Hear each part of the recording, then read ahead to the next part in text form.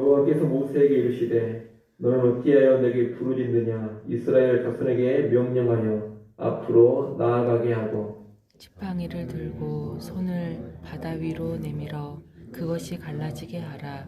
이스라엘 자손이 바다 가운데서 마른 땅으로 행하리라. 내가 애굽 사람들의 마음을 완악하게 할 것인즉 그들이 그 뒤를 따라 들어갈 것이라. 내가 바로와 그의 모든 군대와 그의 병거와 마병으로 말미암아 영광을 얻으리니 내가 바로와 그의 병거와 마병으로 말미암아 영광을 얻을 때에야 애굽 사람들이 나를 여호와인 줄 알리라 하시더니 이스라엘 진 앞에 가던 하나님의 사자가 그들의 뒤로 옮겨가매 구름 기둥도 앞에서 그 뒤로 옮겨 애굽 진과 이스라엘 진 사이에 이르러 서니 저쪽에는 구름과 흑암이 있고 이쪽에는 밤이 밝음으로 밤새도록 저쪽이 이쪽에 가까이 못하였더라. 모세가 바다 위로 손을 내밀매 여호와께서 큰 동풍이 밤새도록 바닷물을 물러가게 하시니 물이 갈라져 바다가 마른 땅이 된지라. 이스라엘 자손이 바다 가운데를 육지로 걸어가고 물은 그들의 좌우에 벽이 되니 애굽 사람들과 바로의 말들 병거들과 그 마병들이 다 그들의 뒤를 추격하여 바다 가운데로 들어오는지라. 새벽에 여호와께서 불과 구름 기둥 가운데서 애굽 군대를 보시고 애굽 군대를 어지럽게 하시며 그들의 병거 바퀴를 벗겨서 달리기가 어렵게 하시니 애굽 사람들이 이르되 이스라엘 앞에서 우리가 도망하자. 여호와가 그들을 위하여 싸워 애굽 사람들을 치는도다. 여호와께서 모세에게 이르시되 내 손을 바다 위로 내밀어 물이 애굽 사람들과 그들의 병거들과 마병들 위에 다시 흐르게 하라 하시니 모세가 곧 손을 바다 위로 내밀매 새벽이 되어 바다의 힘이 회복된지라. 애굽 사람들이 물을 거슬러 도망하나 여호와께서 애굽 사람들을 바다 가운데 엎으시니 물이 다시 흘러 병거들과 기병들을 덮되 그들의 뒤를 따라 바다에 들어간 바로의 군대를 다 덮으니 하나도 남지 아니하였더라. 그러나 이스라엘 자손은 바다 가운데를 육지로 행하였고 물이 좌우에 벽이 되었더라. 그날에 여호와께서 이같이 이스라엘을 애굽 사람의 손에서 구원하심에 이스라엘이 바닷가에서 애굽 사람들이 죽어 있는 것을 보았더라. 같이 봅니다.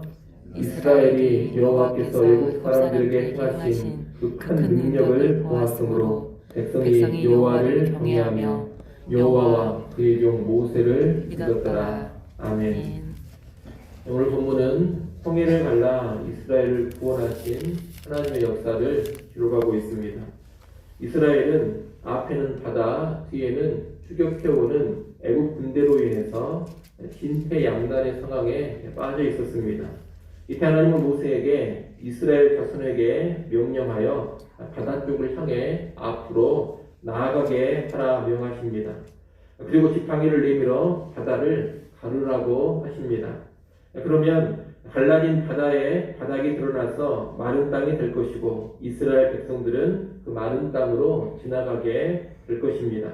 반면 이스라엘 백성을 추격해 뒤따라 들어오는 애굽 군대는 바다에 수몰될 것입니다. 이를 통해 하나님은 자신의 영광을 드러내시고 모든 애굽 사람들은 그분이 여호와 하나님이라는 것을 분명히 알게 될 것입니다. 이 말씀을 하신 후에 이스라엘 진 앞에 가던 하나님의 사자가 이스라엘 백성의 진 뒤로 이동을 합니다. 이때 하나님의 사자 여호와의 사자와 더불어 구름 기둥이 함께 움직입니다. 앞서 행하던 구름 기둥이 이스라엘 진 뒤로 간 것입니다. 여호와의 사자와 함께 옮겨진 이 구름 기둥은 이스라엘 백성의 진 뒤로 옮겨져서 추격해오는 애굽 군대와 이스라엘 사이를 막았습니다. 애굽 군대가 이스라엘 백성에게 가까이 다가오지 못하도록 막은 것입니다. 이 막음은 밤새도록 이루어집니다. 그 사이 하나님은 밤새도록 큰 동풍이 불게 하셔서 바닷물을 물러가게 하시고 물을 갈라 마른 땅이 되게 하셨습니다. 그리고 이스라엘 백성은 물이 좌우의 벽을 형성하는 가운데 바다 한가운데를 걸어서 홍해를 건넙니다. 그 뒤에 애국 군대는 이스라엘 백성을 뒤쫓아 갈라딘 바다 사이로 달려들었는데 하나님은 바다 가운데로 들어온 그들을 혼란에 빠뜨리셨습니다. 병거 바퀴를 벗겨서 달리기 어렵도록 만들어 버리신 겁니다. 애국 군대는 그런 것을 보고 불길한 징조를 느낍니다. 불길한 징조를 느끼고 도망을 치고자 하였지만 혼란에 빠져서 제대로 도망칠 수가 없었습니다. 그 사이 이스라엘 백성은 모두 다 홍해를 건넜고 하나님께서는 모세에게 다시 손을 바다로 내밀어 바닷물을 원상복귀시키라고 지시하십니다. 모세가 명령대로 행하자 새벽 즈음에 바다의 양쪽 벽이 내려앉으면서 처음 상태로 돌아가기 시작했습니다. 애국 군사들은 밀려오는 파도를 피해서 도망을 쳤지만 한 사람도 피하지를 못하고 모두 수장되고 맙니다.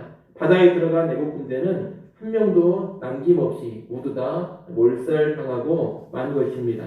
31절에 보면 이스라엘은 이 큰 구원과 애국 군대를 전멸시킨 하나님의 위대한 능력을 목격하고서 하나님을 경외하며 그분과 그분의 종 모세를 믿었다고 합니다. 다시 애국으로 돌아가겠다고 원망하면서 아우성치던 백성들이 비로소 여호와를 경외하고 모세를 신뢰하는 모습으로 돌아선 것입니다. 우리가 오늘 본문에서 보고 있는 이 홍해 사건은 구약 역사에서 가장 중요한 사건 중에 하나입니다. 창세기 1장에 창조 기사가 나오는데 그 창세기 1장의 창조 기사를 보면 하나님께서는 물 가운데서 땅을 내셨습니다. 그런데 이 홍해 사건에서도 하나님은 물을 갈라 땅을 내시며 이스라엘을 구원하셨습니다. 창세기 1장의 그 창조의 본관은 놀라운 사건을 이 홍해에서 보이신 것입니다. 이 위대한 하나님의 권능으로 이스라엘은 구원을 받았습니다. 반면 애국은 철저히 심판을 당했습니다. 하나님 이를 통해서 구원자가 되시며 동시에 심판자가 되신다는 것을 분명히 보여주셨습니다. 이스라엘에게는 구원의 하나님이시지만 바로와 애국 군대에는 심판의 하나님으로 자신을 드러내신 겁니다. 특히 애국의 모든 군대를 동원해 이스라엘을 추격했던 바로는 그 전에 이미 10가지 재앙을 통해서 거듭 하나님의 징계를 받았습니다. 그럼에도 불구하고 끝까지 완화가 물고 피지 않아서 결국 자신과 모든 군대의 사망을 초래하고 말았습니다. 그런 하나님의 징계를 여러 번 경험했음에도 불의한 이익에 대한 미련을 버리지 못했습니다. 이스라엘을 다시 붙잡아 노예로 삼으려는 악한 욕심을 끝내 버리지를 못했습니다. 그 탐욕과 완악함으로 인해 다시 하나님을 향해 달려들었고 이것이 결국 바로를 파멸로 이끌어 간 것입니다. 여러분 마음을 완악하게 하고 하나님께 거듭 되져가면 파멸당할 수밖에 없습니다. 징계를 받고서도 여전히 죄와 불의, 악에 집착을 해서는 안 됩니다. 여전히 매력적으로 보이는 악을 버리지를 못하고 다시 집착하고 매인다면 결국 멸망당하고 말 것입니다. 사람은 그런 탐욕과 완악함으로 인해서 최종적인 심판에 떨어지게 되는 것입니다. 그런데 오늘 우리는 이런 탐욕과 완악함을 철저히 경계할 수 있어야 되겠습니다. 사실 제대로 거듭나 구원받은 하나님의 백성에게는 이런 탐욕과 완악함이 지속적으로 자리 잡을 수 없습니다. 탐욕과 완악함은 근본적으로 택함받지 못한 비택자들에게 나타나는 모습이라 말할 수 있겠습니다. 그들은 그런 탐욕과 완악함으로 살다가 결국 하나님의 최종적인 심판을 당하게 되는 겁니다. 반면에 이스라엘은 구원을 받게 되었는데 이스라엘이 죽을 위기에서 구원받는 이 과정을 보면 이스라엘이 한 일은 하나도 없다라는 것을 우리가 알게 됩니다. 홍해에서 하나님이 이루신 이 구원의 역사는 모두 다 전적으로 누가 하신 일이냐? 하나님께서 하신 일입니다. 어제 봤던 14장 13절 14절에서 모세가 한 말을 다시 한번 보십시오. 14장 13절 14절 말씀 같이 한번 읽어보겠습니다. 함께 읽습니다. 모세가 백성에게 이르되 너희는 두려워하지 말고 가만히 서서 여호와께서 오늘 너희를 위하여 행하시는 구원을 보라. 너희가 오늘 본 애굽 사람을 영원히 다시 보지 아니하리라. 여호와께서 너희를 위하여 싸우시리니 너희는 가만히 있을지니라. 아멘. 여기 보면 여호와께서 오늘 너희를 위하여 행하시는 구원을 보라 이렇게 말합니다. 행하라가 아닙니다. 보라입니다. 구원이라는 것은 하나님이 행하시는 것을 가만히 보는 것입니다.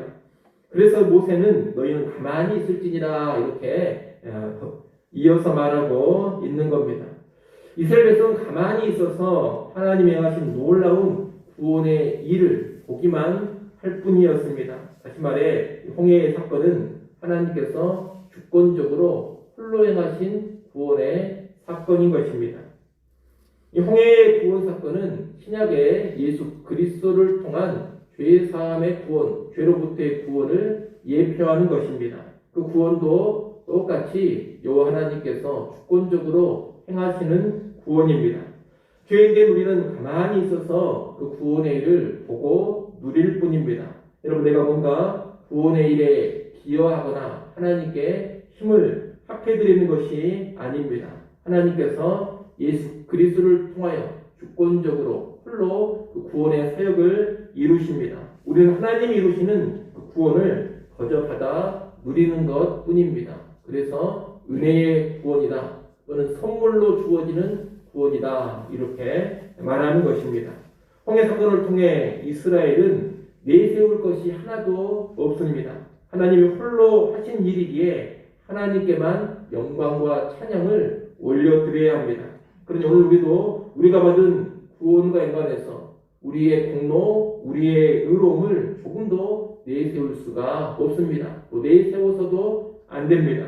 구원은 주권적인 하나님의 역사요, 전적인 은혜라는 것을 다시 한번 아시고 내가 받은 구원으로 인해 하나님께만 영광과 찬송을 올려드리는 우리 모두가 될 수 있기를 바랍니다.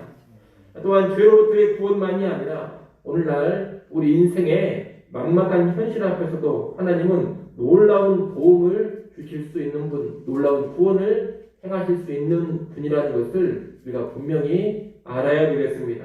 현재의 상황이 너무 힘들고 어려워서 내가 아무것도 할 수 없는 그런 여건일 수 있습니다.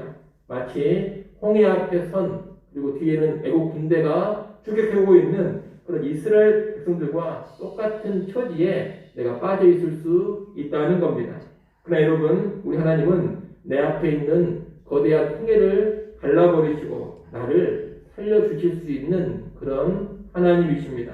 내가 아무것도 할 수 없을 때 끝난 것이 아닙니다. 바로 그때 하나님께서 홀로 행하시며 놀라운 역사를 일으키실 수가 있는 겁니다. 그래서 인간의 끝이 하나님의 시작이 될 수 있는 겁니다. 내가 아무것도 할 수 없을 때 하나님의 놀라운 일하심을 경험할 수가 있다는 겁니다.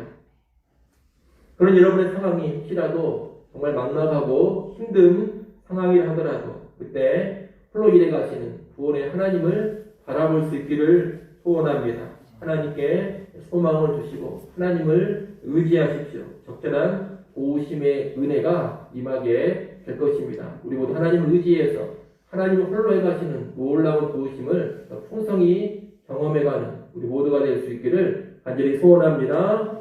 기도하겠습니다.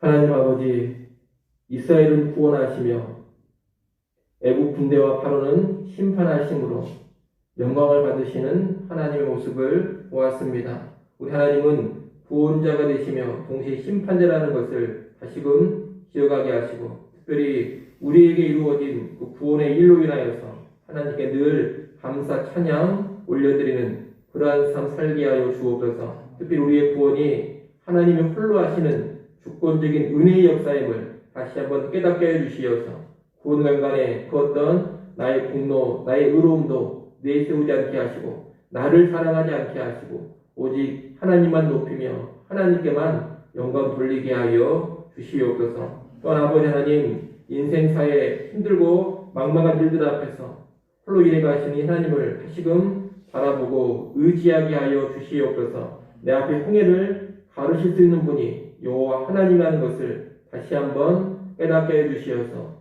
힘들고 어렵고 막막할 때 그 하나님 믿음의 눈을 떠서 바라보게 하시고 하나님을 의지하며 살아가게 하여 주시옵소서. 아버지 하나님, 이 시간도 하나님께 엎드려 기도합니다. 새벽에도 오시는 하나님을 의지하며 간구하오니 주의 백성을 긍휼히 여기시고 놀라운 은총을 허락하여 주시옵소서. 이 시간도 우리의 가정과 우리의 자녀들, 또 교회와 나라와 민족을 위하여서 간절히 구하는 시간 되게 하시고 우리의 기도 가운데 하나님의 기이한 도우심을 힘있게 하여 주옵소서. 오늘 하루도 다시금 우리에게 허락하셔서 감사합니다. 생명으로 허락하신 한날 주님 영광 위에 살아가게 하시고 성령으로 충만한 가운데 승리하는 삶으로 나아가게 하여 주옵소서. 예수님의 이름으로 기도드리옵나이다. 아멘.